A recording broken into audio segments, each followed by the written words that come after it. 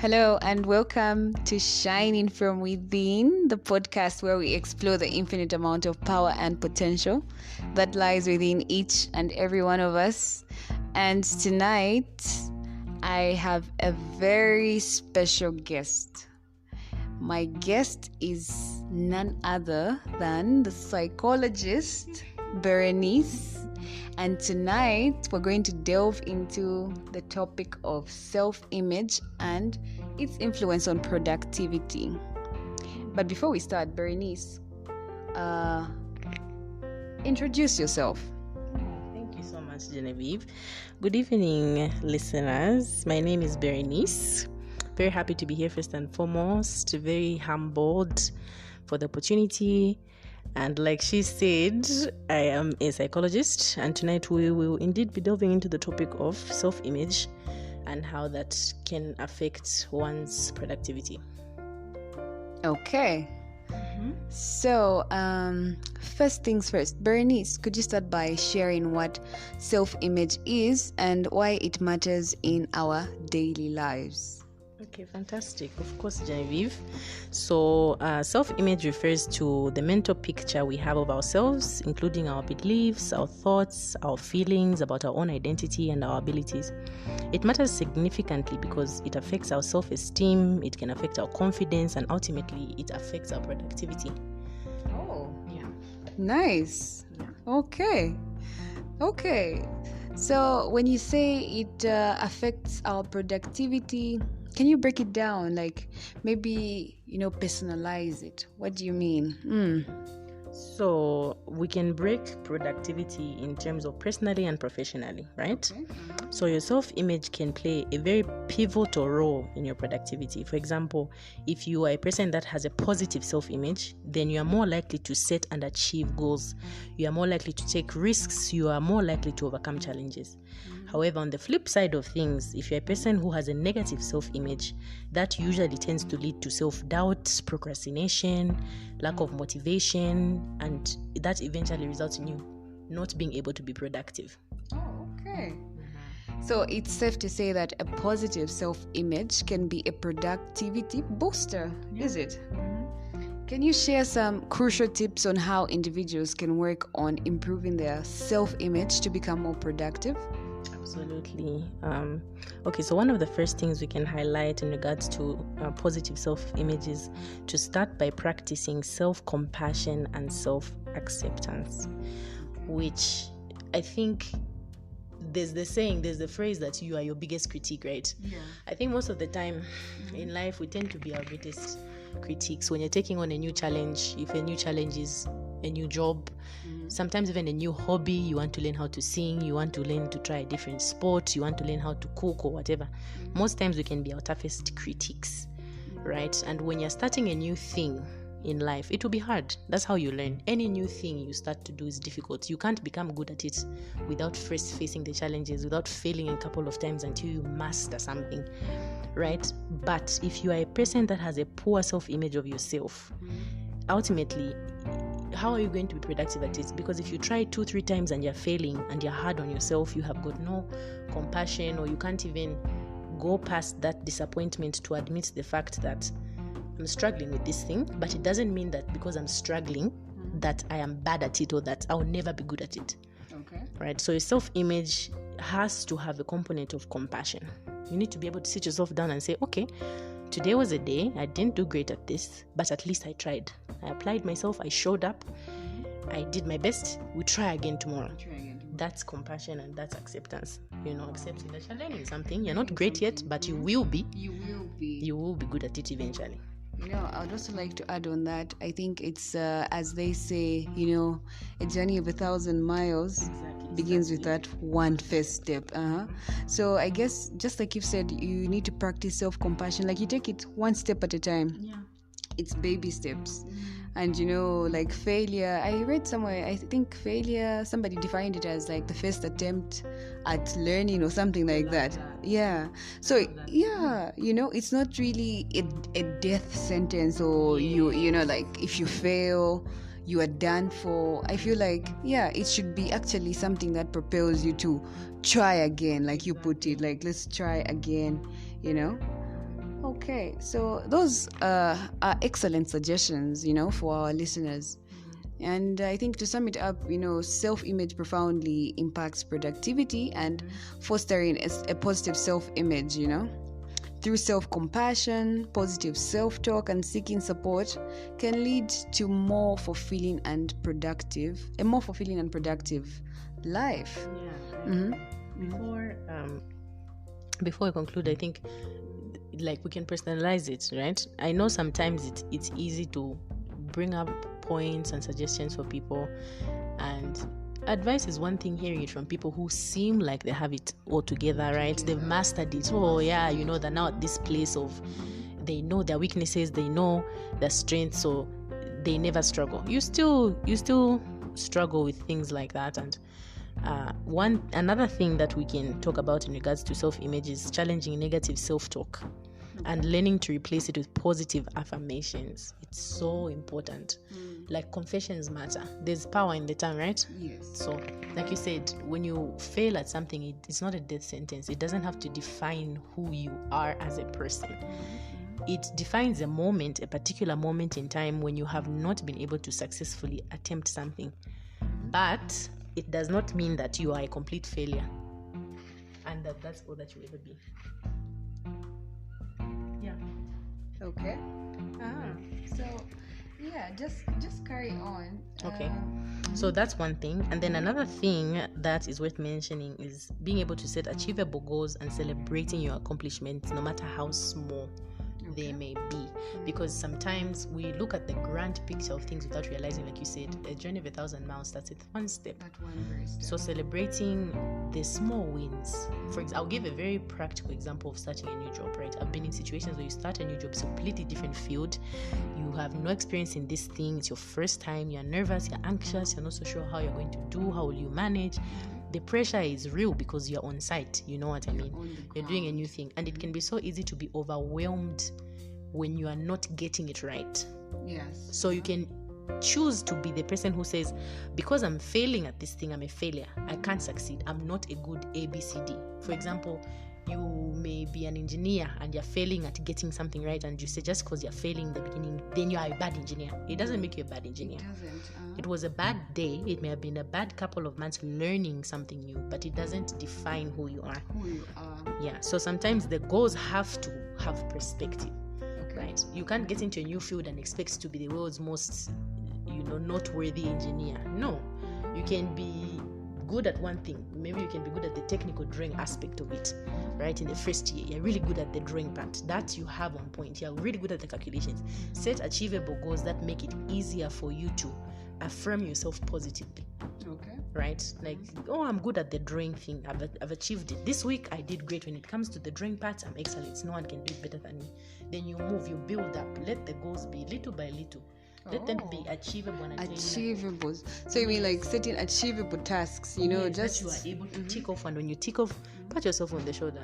Genevieve, I did great. I did great. And I think just to add on that, it's really important, to set achievable tasks or goals, and just highlighting on that, give yourself kudos, because it's not easy. It's not easy, and some days are hard, some days are hard, but it doesn't have to necessarily define the entire journey. It's just that one step, and it will get better. You just need to, I feel like, apply yourself a little more and be a bit more deliberate about it, and be open to the fact, in fact, allow yourself to fail, to make mistakes, and be forgiving.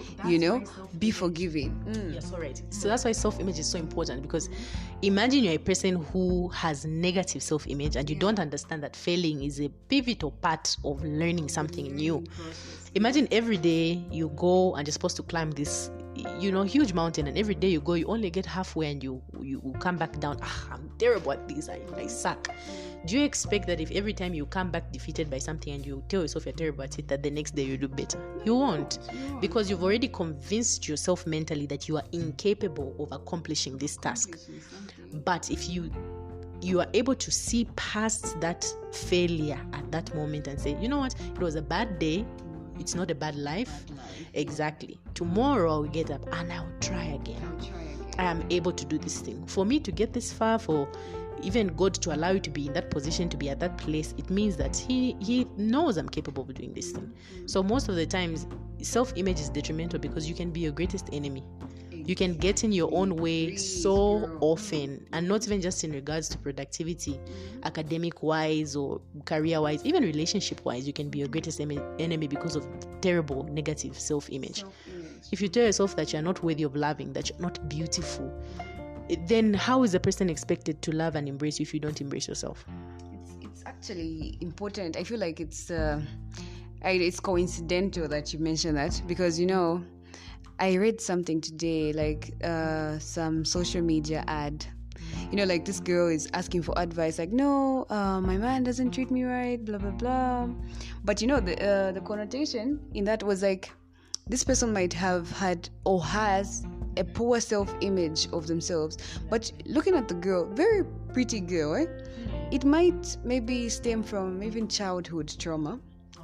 Yes, like how was it? What kind of self-image was imparted in this girl as she was growing up? Which is also, I think, maybe for parents, maybe you're already a parent and you have maybe young kids, it's not too late.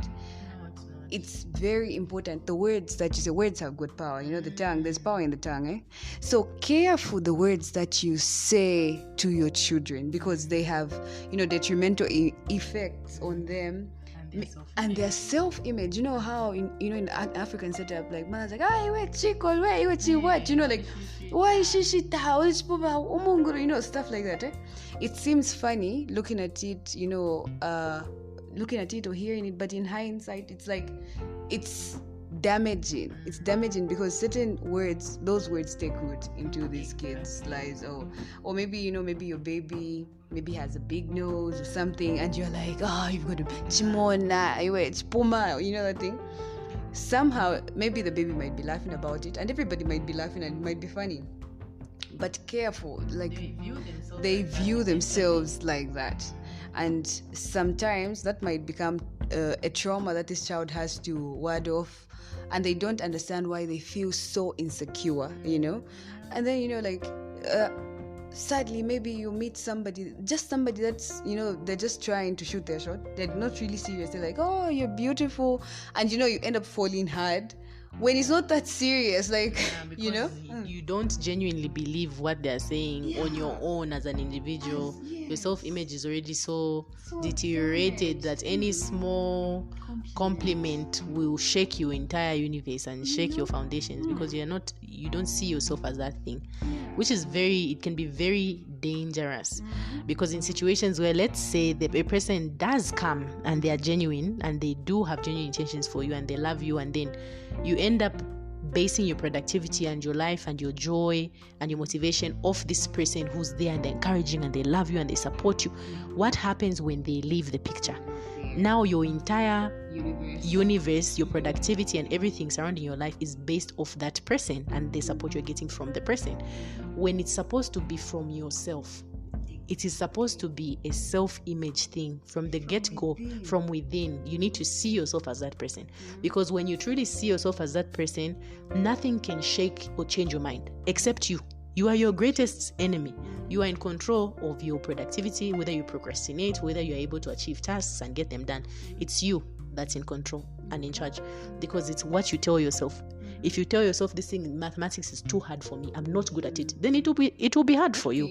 It will be your reality. If you tell yourself that you are unlovable, that is what you attract. People who are unable to love you the correct way, because you've convinced yourself that is who you are. And that is how you are. But if you change that perspective of oneself and you begin to view yourself as, I can do it. There's nothing that I can't do if I set my mind towards it. You begin to change even your attitude towards when you don't get things right or when you fail. Like we said, it's a bad day, it's not a bad life. I didn't get it right now, but if I keep at it, I keep applying myself, I give myself enough room and compassion to fail at it enough times, eventually I'll get it right. It's interesting you mentioned the math aspect. It reminds me, I think junior high, I really sucked at math. And you know why? I had beef with the teacher in my mind. Not really, yeah. And I was projecting it on my performance, like you could see it in my performance, like it would tell like something's not right. Like, but then I began to think, I'm like, I understand these concepts, I know them, these are formulas, this is, it's math, these are just formulas, this stuff is easy. It's just numbers, and numbers never change. Numbers don't lie. They stay the same for centuries and whatever, But I really sucked at math. And then I began to question myself. I'm like, but I'm not really, I understand this stuff. But then I had a problem with the teacher, So I think the teacher passed a comment that offended me, It offended me. And you know how it is, like teachers would talk and I think, but I took offense. And when you're sensitive and stuff, it became my reality. And then, I think I sat myself down, I was like, I'm going to fail. You're going to fail. I'm like me versus me. And I'm like, you're going to fail if you keep up with this, this resentment, this that you have against this person. And after that, I forgave, inwardly. I forgave this person for the comment they passed. And even going forward, they might have made past other comments. It never affected me after that, because I was like, still, let me grasp the concepts that this person has to teach, because I will fail, because I had already failed like a couple of tests, and how my dad was pissed, like my parents were upset. Oh, what's wrong with this? What's happening? Yeah, like these other subjects you perform well, and math is easy, So like after forgiving and stuff, I got to a point where now I began to perform, and I began to pass, and everybody was like, what's changed with this girl? But I wasn't really, it was an inward thing, and I think when you decide to forgive certain, inward pains or pains that other people cause, it also begins to change your self-image, because after that hate or that resentment that I was harboring, now it began to seep in, like, no, I'm not, I'm just bad at math. But that wasn't the reality, but it became like my temporal reality, because I permitted it, to define who I was in that time and moment, Oh, I love that point. I think the most recent struggle I had was at the new job, right? And I was having a hard time grasping the concept of something, right? And I think in hindsight now, it wasn't even having an issue grasping the concept. I grasped it well. But when I made mistakes, my assumption was my mistakes were such an inconvenience on my colleagues that I was giving myself a harder time than I should have been, and that was affecting my productivity. Because I saw myself as a burden, I saw myself as an incompetent person. So because of the way I was viewing myself, instead of putting those things aside and being present to do the job and focus and do it well, I was so overwhelmed with the reality that I'm incompetent, I'm going to mess up, I'm going to delay everybody, I'm going to waste time, they'll be annoyed, they'll be frustrated with me, they'll think that I'm not good enough or competent enough. When that was not the reality at all. It wasn't. But I allowed my fear of failure, my fear of disappointing other people, dictate how I was achieving my job and carrying out my job. I was not being productive because of those ideologies of how I was seeing myself, when that wasn't even other people's perception of me. So how you view yourself, your perception of yourself, based sometimes not even based on people's comments, just in your own head. The battle and the fear of the failure sometimes can be so overwhelming that even before you apply yourself, you are already defeated. Because this person said this, even before you try, you are already defeated. And in that defeat and that inner turmoil of how you view yourself, you are so distracted from actually applying yourself and doing your best at it, and you've already failed in your mind. Then the reality will manifest that failure because you're not present. But like you said, when you can go inside and handle that inner battle within yourself and tell yourself, you know what, this is not my reality, I need to forgive, and I need to understand, like in my perspective, that these people have been through this. They were also new ones. The same way I'm new is the same way they were new. They were also making mistakes once.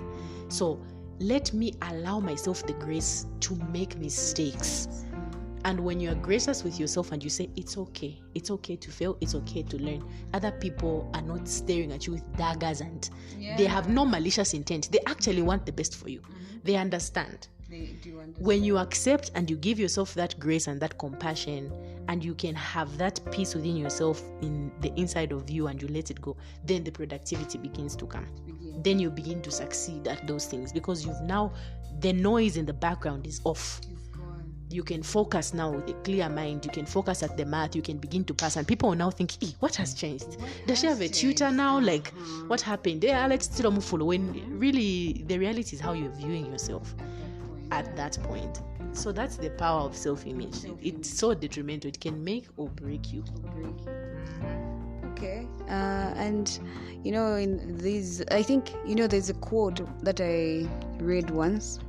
It's an African proverb, and it goes like, if there is no enemy within, the enemy outside can do us no harm. Yeah, it's very profound. That's very profound. Okay. So I think I normally say it because if you have peace within yourself, your self-image, you don't have inner turmoil, and you have it, like you have peace. Let's just start there. You have peace. It shows on the outside as well. It's like shining from the inside out. Shining from within, baby. Say that again. Shining from within, literally, again, literally shining. Yeah. Kudos to the podcast. Yeah. So you literally shine from within, and it shows. It shows in everything. So, any last words, any advice you'd like to give the listeners, any experiences you'd like to share, please feel free. Thank you. Once again, thank you so much for the opportunity. I just personally, for myself, one thing that you said that I think is so true is background and how you grow up and how detrimental it is, really the sort of environment a person has in their upbringing in regards to self-image. It can really shape who you are. If you come from a background that lacks affirmation from parents or positivity or lacks celebration, it's very difficult for you to see yourself as worthy or good enough or intelligent enough or assertive enough or worthy of even having an opinion to be voiced, and it can really affect how you view yourself and where you're headed and your vision. And that's why self-image is such an important thing, something that, not to say that even if you grew up in those circumstances or backgrounds where you didn't have that you can't build it. You can. It's something that is a choice. You get to a certain point where you realize you can't let other people define or determine who you will become. You are the one in control of where you will go and who you become. Apart from God, of course, who is the author and determines our destiny. It's very, very important everybody needs to get to a point in their life where they have to sit introspectively with themselves and see, who are you? Not who people call you or who people say, but who do you see yourself as on the inside? Who do you see yourself becoming? Who do you want to become as an individual in life? What are the things you want to achieve? Do you believe you can achieve those things? Do you believe you are worthy of those achievements? If you do not see yourself as that person, it will be very difficult to achieve those things. So the self-image matters.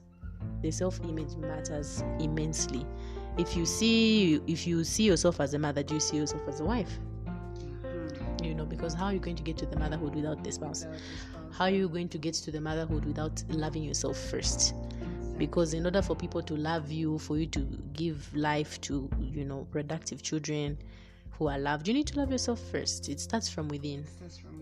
So that's been something that personally I've struggled with in the past, but you just get to a point where you have to choose it. It's like joy. I know oftentimes people might not really believe that joy is a choice. It's a choice. You choose it. You need to choose to see yourself as that girl. And that's, social media these days, and I'm that girl, I'm that B, I'm that. I know it often seems vain, but there's some power to those affirmations. You have to hype yourself, and there will be times when you don't really see or feel that you are that girl. You just have to tell yourself. You have to convince yourself over time. Tell yourself you are that girl. Even when you don't feel like that, show up as that girl. Do the little things that will get you to become that person. Because the people you look up to, who are those people, didn't start there. It's little baby steps. So you have to really believe it. That self-image, believe you are worthy of love, believe you are worthy of receiving it, of giving it freely without expecting anything from people. Believe that you are intelligent, that you are capable of achieving, that good things come to you, that you deserve them and they deserve to stay when they come to you. Believe it and live like it. Walk the talk every day in the best way that you can, and you will begin to see those things gravitate towards you and manifest in your life, right? Yeah. So that's my advice. Oh wow, that's so profound. I think maybe just to add on what you just said, I have a thing where I say it's very important to be intentional about your happiness. 100%. Be intentional. It might not make sense to somebody or anybody, but when you choose it, like you said, it's like happiness. It's a choice. Every single morning that we wake up, that we have the gift, or we're granted the gift of life, choose it. Choose happiness, please, because if it can't begin from you, who's going to make you happy? And it's nobody else's responsibility. It has to be yours, 1,000%. You have to be intentional about your happiness, intentional about what you let come into your life. Just like that point you said about the heart. Guard your heart. Guard your heart. Be intentional about what you let in. Otherwise it is wild. Like, you let in. You can't leave things to chance. You can't leave things to chance. No. We live in a carnal world. This world is a spiritual place, and we often act like things happen by chance or by coincidence. No. You have to be intentional, because there are forces out there that are intentionally going to try and get you down. Yeah. So if there's nothing you are doing actively every day to build yourself up, to live positively, to manifest that positive and happy life, no one's going to come up and force you to be happy, to believe that you are beautiful, to believe that you are capable of doing your job or finishing that course or getting your master's or whatever. You have to believe it for yourself. You have to be intentional, like you said. Love that. It's a choice. Be intentional about your happiness. Just go for it. Start somewhere, anywhere. If you wake up in the morning and you love music and it makes you happy, put on the music. Listen to it. Have a good time. Okay, and on that note, I would like to say thank you so much for sharing all those gems of wisdom with us. We are humbled, and I think I just want to say thank you. It's been an honor, having this opportunity, just getting to know you as a person, and everything that I have learned from you. And I'm glad we got to do this so that we're able to maybe assist one or two people out there with their self-image, and even ourselves, because this is what I say, like, as we are doing this, it's not that we are perfect. No, we are works in progress. No, like, I'm a work in progress, and I will always be a work in progress, because this is life. It's not a movie. It can't be scripted. It's not perfect. It's not like cut what. No, I'll have some bad days, but of course, if I am to be intentional, I'll choose to have good days. But some days will be bad, or as I like to call them, character building days. Some days will be character building, and I'll still have to show up. Show up and give it my best, as long as I am permitted to, and I just want to say thank you, Berenice. Thank you for your wisdom, and it's been beautiful. We could go on, like, we could go on and on, but it's just it's just the beginning. And thank you so much for having me. I have such confidence in you as a young lady. I truly believe in your legacy, which might be very interesting to say that, because that's a huge legacy. But I think who people are at heart, their nature and the dreams they have and the things they want to achieve are their legacy. And I believe in your legacy. I believe in your heart. I believe in your kindness. I believe in your intelligence and your wisdom, because you show up as that every day. And it affects people more than you know. And I'm so glad that you have platforms like this where people get to experience you and learn from you and grow with you. It's beautiful. It's the foundation. And when you're laying the foundation, you never really realize or acknowledge that you are in the foundation. But one day to be 2020 vision, and you'll be looking back at that and thinking, I'm so glad I started there. Because if I didn't, I wouldn't be here. So you are in that season of your foundation, and I'm loving it. And I'm so proud of you. We are with you. We support you, even if we may not yet be at that place as Zambians that are avid consumers of content like podcasts and educational stuff. But I think we're getting there. We're definitely getting there, and we're cultivating that culture in ourselves and hopefully in our children. And one day these people get to look back at this and see that she started from somewhere, and the growth will show. It's showing already. So you're doing great. Pat yourself on the back. Give yourself your flowers. To the listeners, thank you for making it possible. Continue to show up for yourselves, because you choosing to listen to this is for you. It's for your growth, not just to entertain this woman and give her a chance to continue doing what she loves, but it's also for you. So kudos to you too for listening to this, and thank you for having me. God willing, we'll have many more opportunities to discuss at length about shining from within. Love it, by the way. Yeah, thank you so much. And on that note, we'll have to say good night, and thank you for tuning in.